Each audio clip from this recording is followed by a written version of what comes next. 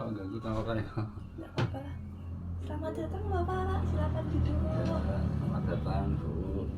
Ya, Alika.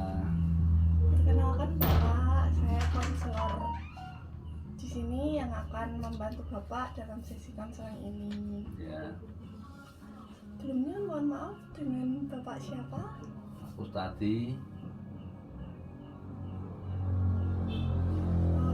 Umurnya berapa Bapak? umurnya 54 tahun. 54 tahun. Tadi di depan sudah melakukan pengukuran berat badan dan tinggi badan Bapak? Sudah Sudah. badan 96 kilo. BB 96 kilo ya Bapak? Ya, tinggi badan 180 kilo. 180 cm. 10 cm. Baik, saya lakukan perhitungan sebentar ya Bapak.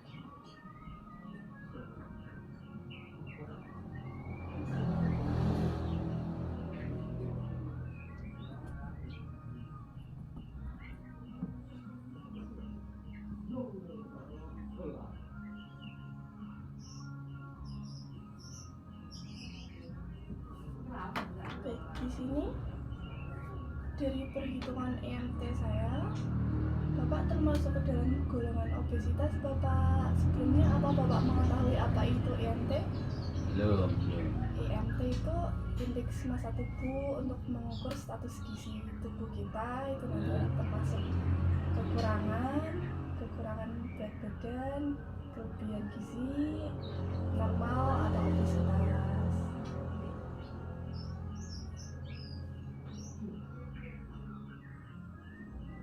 Baik, selanjutnya apa Bapak pernah melakukan uji laboratorium Bapak? Kalau uji laboratorium itu rutin tiap bulan.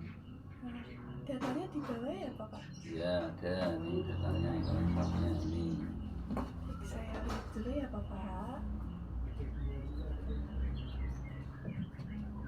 Ini tiap bulan juga dilaporkan ke keluarga.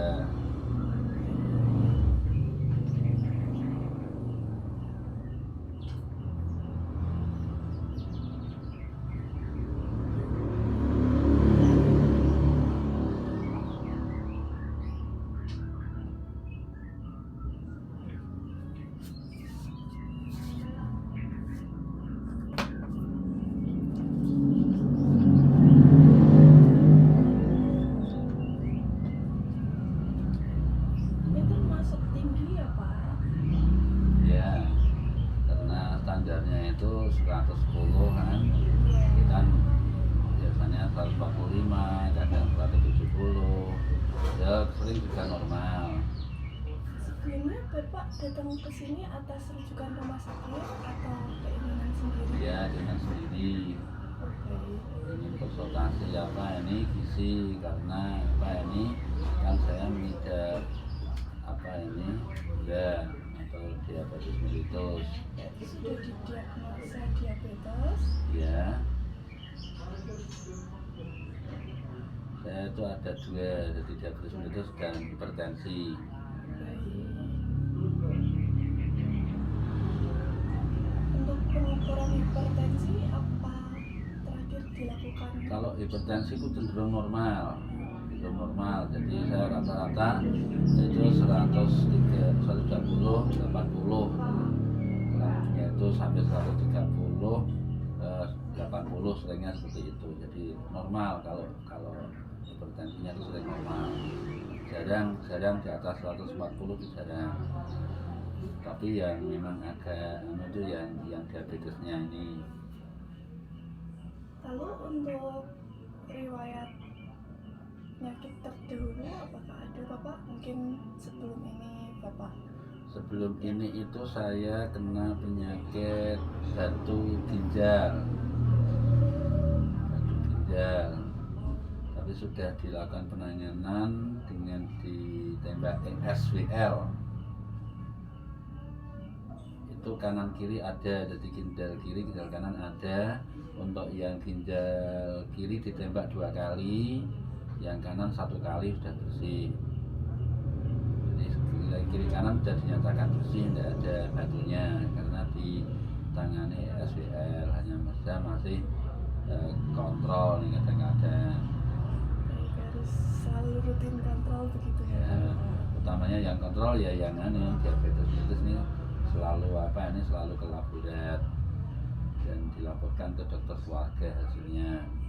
Untuk selain batu ginjal, apakah ada riwayat penyakit lain, Bapak? Nggak ada. Ya. Ada sih batu empedu.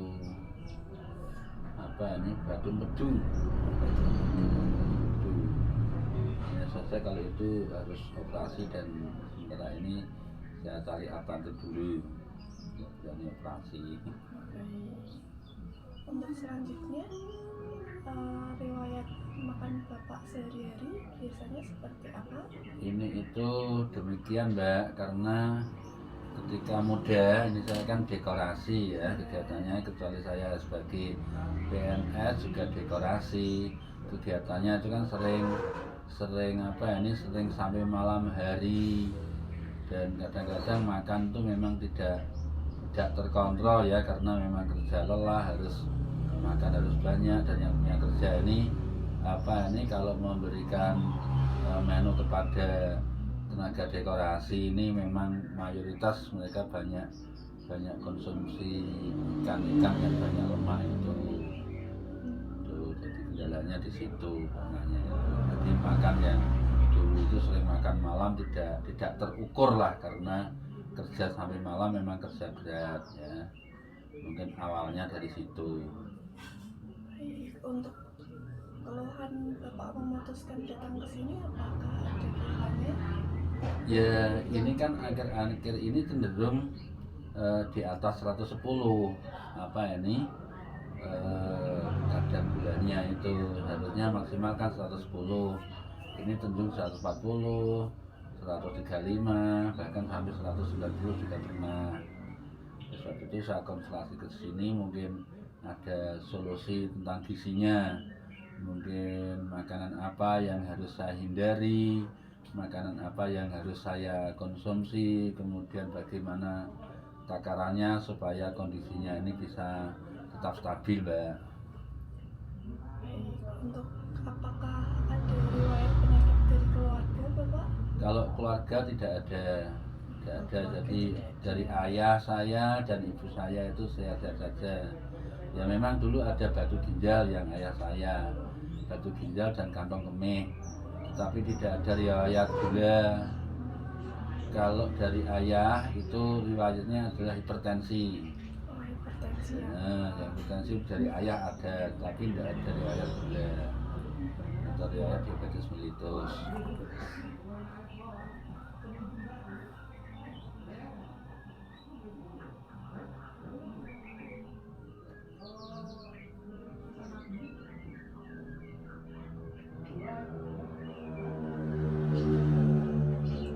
Sebelumnya mohon maaf karena tadi saya banyak bertanya di sini. Ya. Karena saya ingin membantu masalah Bapak, dan apa yang Bapak sampaikan insya Allah akan kami rahasiakan. Oh iya. Yang penting kami butuhkan Mbak, ini kita kan pengen tahu ini makanan yang sehat dan bergizi. Kemudian utamanya adalah takarannya berapa saya harus makan, kemudian makanan apa yang harus saya hindari, dan makanan apa yang bisa saya makan. Itu yang penting, itu yang kami konsultasikan di sini. Ini nanti ada leaflet Bapak atau brosur Ya. tentang diabetes mellitus. Ya. Di sini sudah ada itu Pak, ada tentang sedikit pengertian, Ya. komplikasinya bagaimana, gejalanya bagaimana, diabetes Ya. tipe berapa. Di sini juga ada Kalau saya makanan tuh yang kayaknya tipe 2 kayaknya Mbak, kalau dari saya. disarankan dan makanan yang dihindari untuk Bapak. Iya. Ini bisa. Terus takarannya ada Mbak sini. Kalau takarannya nanti kami akan menghitungkan Bapak Oh iya. dengan berat badan Bapak ini. Ini juga ada yang untuk hipertensi Bapak. Di sini sama. ada lembar juga untuk Bapak pengukuran recall makanan. Nanti Bapak dalam kesehariannya ditulis dari pagi makan apa, siang makan apa, sore makan apa. Nanti akan kami cek begitu Bapak. Iya. Untuk perhitungannya takarannya itu nanti ada tinggi serat Bapak, tinggi serat, rendah gula itu untuk yang diabetesnya. Jadi nanti tinggi serat itu seperti buah, sayur, rendah gula utamanya mengurangi mengonsumsi gula ya Bapak. Iya. Untuk yang hipertensi itu nanti ada rendah protein, natrium, rendah garam.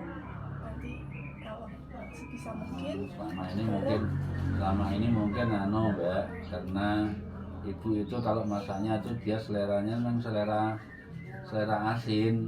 Maksudnya kalau saya sih tidak suka selera asin, tapi ibu itu cenderung masaknya selera asin. Jadi mungkin karena ketidaktahuannya bahwa itu berdampak pada hipertensi. Jadi mungkin karena ketidaktahuannya saja itu. nanti dan meningkatkan asupan cairan setiap hari ya Bapak ya. Iya, kalau iya Mbak, tanya Mbak, ini akhir-akhir ini saya kan mengkonsumsi air kelapa, tapi saya rasakan badan saya itu agak enak Mbak. Butuh saya itu butuh saya itu cairan saya itu cukup gitu, tidak hanya minum air putih kan. Kalau air kelapa kan enak gitu.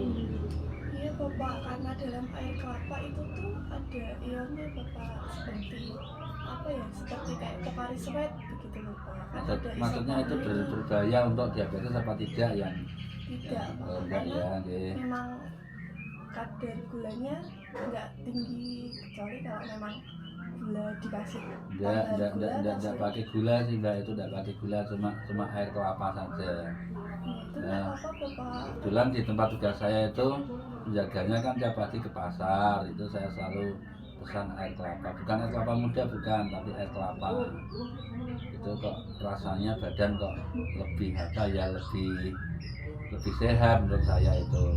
Karena kalau dalam air kelapa itu ada kandungan isotonik Ya. Untuk meningkatkan kebugaran badan Gitu ya, mungkin itu. Kalau itu kan berarti bisa saya lanjutkan, maksud saya gitu, karena saya setiap hari konsumsi itu air kelapa, minum saya sama air putih. Kalau untuk gula itu mungkin sudah ya paling kalau pas begitu pengen banget kita pakai gula, tapi juga saya berusaha pakai gula yang rendah kalori. Hanya saja kalau ini memang kendala saya kalau untuk dekorasi itu kerja malam kadang-kadang, tapi sekarang sih sudah sejak kena diabetes mellitus memang saya sudah mengurangi untuk dekorasi, sudah ditangani oleh anak buah semuanya.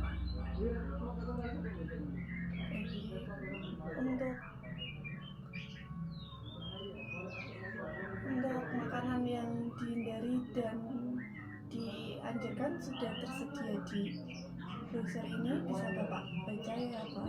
Ya, makasih Mbak. Ya ini yang saya butuhkan itu Mbak. Yang saya butuhkan itu memang makanan-makanan apa yang menjadikan menjadikan DM-nya ini naik dan gitu. Dan makanan apa yang bagus untuk penderita DM. Karena saya pun juga memang patuh untuk kontrol selalu rutin. Obatnya saja juga rutin itu. Baik obat yang baik obat yang untuk DM maupun obat yang untuk hipertensinya. Di sini untuk diabetes mellitus dan hipertensi, Bapak ingin mendapatkan contoh menu dari kami?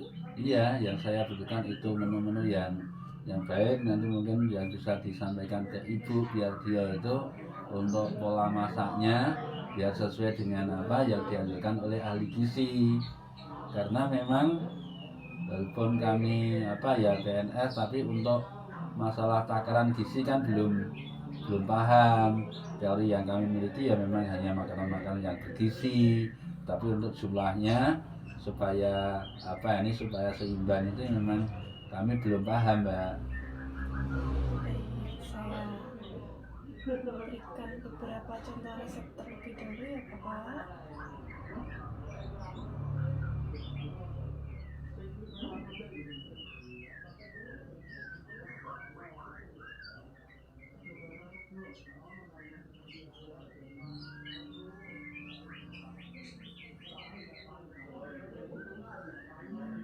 Kalau seumpama itu mengurangi frekuensi makan bagaimana, Mbak? Misalnya kalau biasanya kan 3 kali, bahkan mungkin 4 kali. Misalnya saya kurangi sampai 2 kali, itu gimana? Berdampak apa tidak? Itu kurang baik Bapak.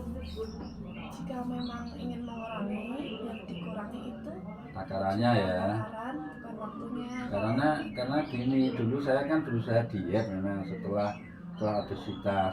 Tapi begitu saya diet itu terlalu ketat tuh Mas, justru dampaknya saya kena ini, saya ketahuan malah baru tahu kalau saya kena diabetes mellitus, entah karena dietnya, entah karena apa saya nggak tahu. Tapi pas saya kena DM itu malah pas saya diet tapi terlalu ketat. Dulu itu saya malah bahkan makan hanya 1 kali, itu pun takarannya sedikit saja supaya saya benar-benar turun, tapi malah itu berdampak kurang baik karena nggak tahu cara cara dietnya.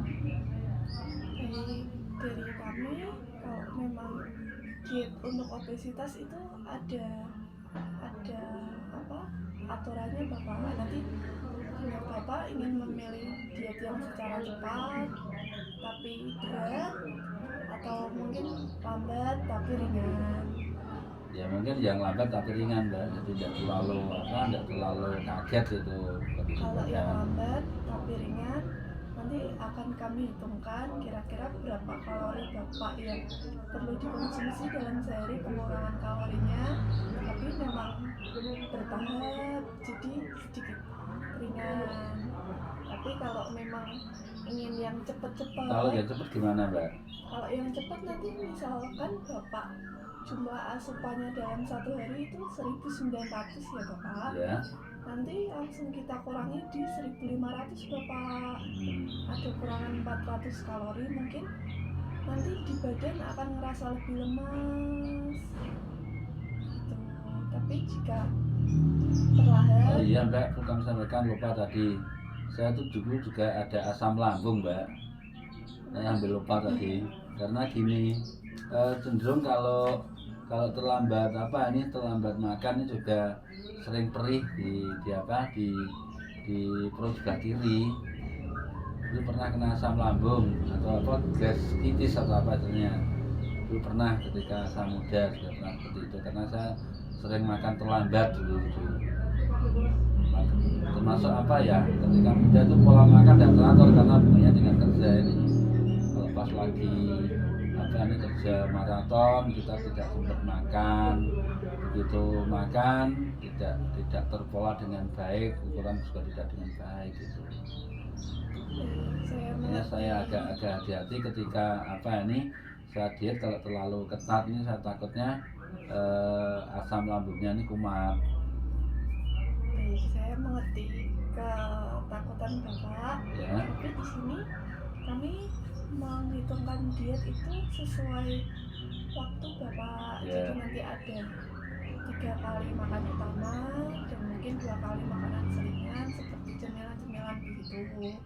Hanya saja mungkin nanti jumlah takarannya dikurangi, jadi tidak berpengaruh banyak kepada asam lambung. Ya Mbak, itu yang saya hampir lupa Mbak tadi kalau saya dulu pernah kena asam lambung. Nah, karena saya cenderung makan ini sering ya, sedikit tapi sering gitu, supaya di perut tidak terasa perih. Mungkin makanan yang bisa dikonsumsi itu seperti ayam bumbu kuning gitu Bapak, itu kan rendah lemak juga, itu baik. Ayam bumbu kuning Mbak? Iya, ayam yang opor itu atau apa? Yang diungkep ya Pak? Seperti cari-cari ya? Iya, seperti itu. jam itu kan tidak terlalu banyak mengandung itu apa lemak juga, tapi mungkin gulanya dikurangi. Lalu ada juga yang contoh makanan itu seperti ca jamur, tapi nanti menggunakan minyaknya sedikit aja. Biasanya kalau di ca kan tinggal dioseng begitu kan Bapak. Di sini usahakan dalam satu kali makan itu nanti ada sayur, ada protein nabati dan protein hewani Bapak. Protein nabati itu seperti tempe, tahu. Kalau yang hewani itu nanti ada ayam, daging, ikan, seperti itu Bapak. Lalu apakah ada yang ditanyakan lagi Bapak? Ya, itu yang saya pengen tahu itu memang ini loh Mbak, saya agak kesulitan kan, saya terbiasa ini malam makannya itu seleranya itu kalau malam hari, jadi tidak sore hari tidak, tapi malam hari itu berdampak dengan penderita diabetes mellitus apa tidak Mbak? Kita makan tiga kali, biasanya pagi benar sebelum berangkat kerja, kemudian siang hari, kemudian yang ketiganya itu malam hari, tidak sore hari. Itu berdampak pada penderita apa enggak ada masalah, apa ada masalah Mbak? Jika seperti itu dampaknya lebih kepada peningkatan berat badan Bapak, karena memang dianjurkan itu makanan yang lebih banyak itu di siang hari. Biasanya kalau di siang hari kan Bapak mungkin PNS kan lebih aktif, jadi pembakaran lemaknya lebih tinggi. Tapi jika di sore hari kan lebih di rumah begitu Bapak. Apakah ada kegiatan lagi jika sore? Kalau ketika muda sering Mbak, kalau ketika muda ya memang malam itu memang full time malah itu. Malam itu malah kita, tapi sekarang setelah usia di atas 45 ini kita memang jarang kegiatan malam hari. Tapi sih sering sih kita lembur tugas ini di depan laptop, dan kita memang lelah sekali ini. Kita pekerjaan kita kan mungkin tugas-tugas kantor yang belum terselesaikan, dan kebetulan ini saya menjadi satu sekolah penggerak, jadi mungkin sering sampai libur sampai tengah malam mungkin itu. Jadi tapi aktivitasnya bukan aktivitas fisik, tapi aktivitasnya kan aktivitas pikir yang menjadikan kita lelah banget kan gitu. Itu ya. Kalau tentang jumlah makanannya itu tidak berpengaruh banyak terhadap diabetesnya Bapak.